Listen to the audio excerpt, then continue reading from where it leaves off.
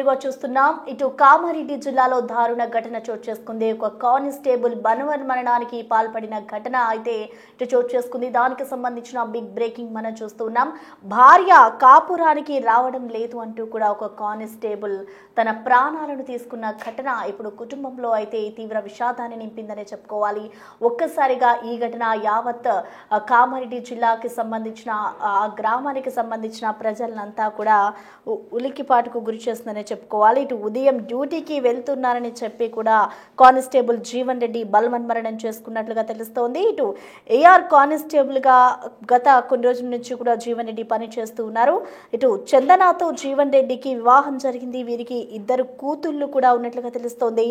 ఏడాది నుంచి కూడా ఇటు భార్యాభర్తల మధ్య తరచూ గొడవలు ఏర్పడుతూ ఉన్నాయి. అప్పటి నుంచి ఇటు చందన పుట్టింట్లోనే ఉంటూ వస్తూ ఉంది. సో ఈ నేపథ్యంలోనే ఆయన మనస్తాపానికి గురై భార్య ఇంకా ఇంటికి రావట్లేదు, కాపురానికి రావట్లేదు అన్న మనస్తాపంతో జీవన్ రెడ్డి అయితే బలవన్మరణానికి పాల్పడ్డారు. ఇటీవల జీవన్ రెడ్డికి విడాకుల నోటీస్ని కూడా తన భార్య చందన పంపించింది. దానికి సంబంధించే మనస్తాపానికి గురై కానిస్టేబుల్ ఈ విధంగా పాల్పడ్డారు అంటూ కూడా ఇటు కుటుంబ సభ్యులతో చెప్తూ ఉన్నారు. ఇటు ఈ ఘటనకి సంబంధించి కూడా పోలీసులు ఇప్పటికే దర్యాప్తు చేస్తూ ఉన్నారు. 15 రోజుల వ్యవధిలోనే ఇద్దరు కానిస్టేబుళ్లను కోల్పోవడంతో ఇటు పోలీస్ శాఖలో అయితే విషాదం నెలకొందని చెప్పుకోవాలి.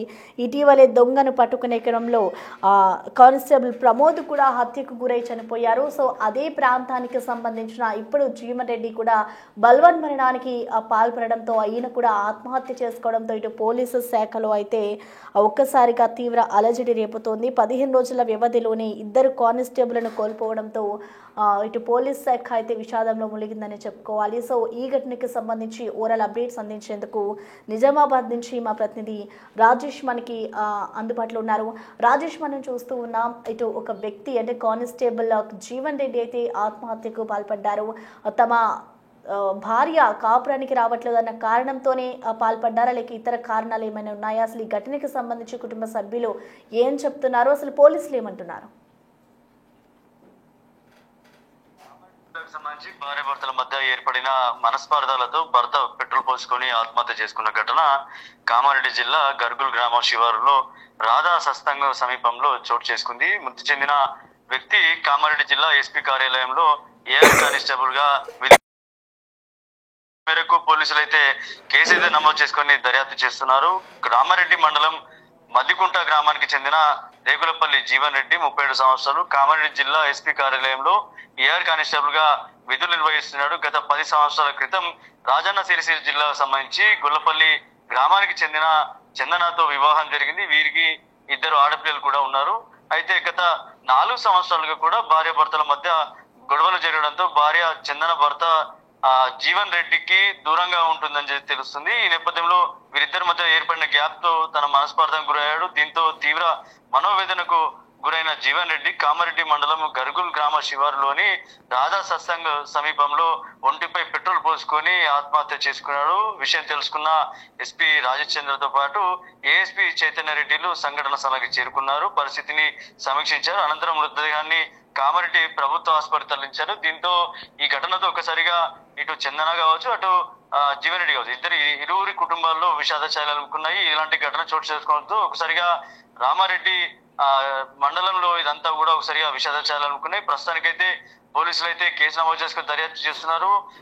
ఉమ్మడి జిల్లాకు సంబంధించి ఇటీవల జీవన్ రెడ్డితో పాటు గతంలో ఇంతకుముందు జరిగిన ఏదైతే దొంగ హత్య చేసిన ఘటనలో ప్రమోద్ అనే కానిస్టేబుల్ కూడా హత్యకు గురయ్యాడు.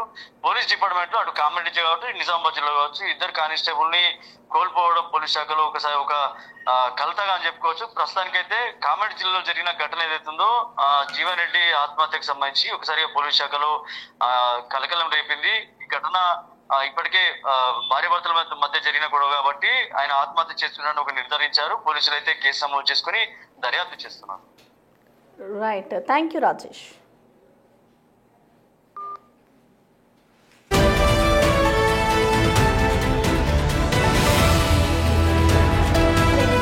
కానిస్టేబుల్ బలవన్మరణం చేసుకున్నారు. భార్య కాపురానికి రావడం లేదు అంటూ కూడా ఆయన ఇంట్లోని ఉన్న అక్కడే పొలాల్లోకి వెళ్ళి ఆయన పెట్రోల్ పోసుకుని నిప్పంటించుకున్న ఘటన ఇటు తీవ్ర కలకలం రేపుతోంది. ఈ ఘటనకు సంబంధించి కూడా ఇప్పటికే పోలీసులు అయితే కేసు నమోదు చేసుకుని దర్యాప్తు చేస్తూ ఉన్నారు.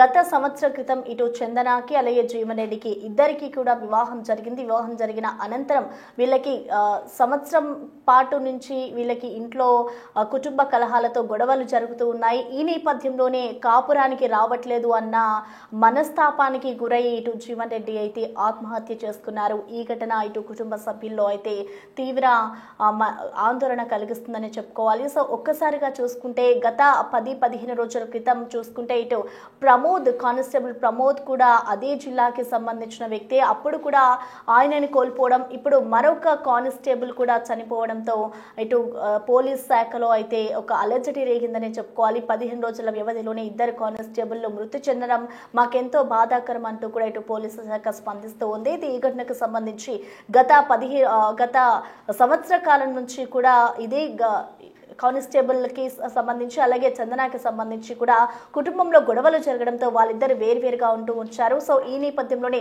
విడాకులకి సంబంధించి కూడా ఆమె తన భర్తకు నోటీసులు పంపించింది. దాన్ని తట్టుకోలేక ఇటు జీవన్ రెడ్డి మనస్తాపానికి గురై ఆత్మహత్య చేసుకున్నారు. సో మొత్తానికి ఇటు కుటుంబ సభ్యులు ఇచ్చిన సమాచారం ప్రకారం పోలీసులు అయితే కేసు నమోదు చేసుకుని ఈ ఘటనపై దర్యాప్తు చేస్తూ ఉన్నారు.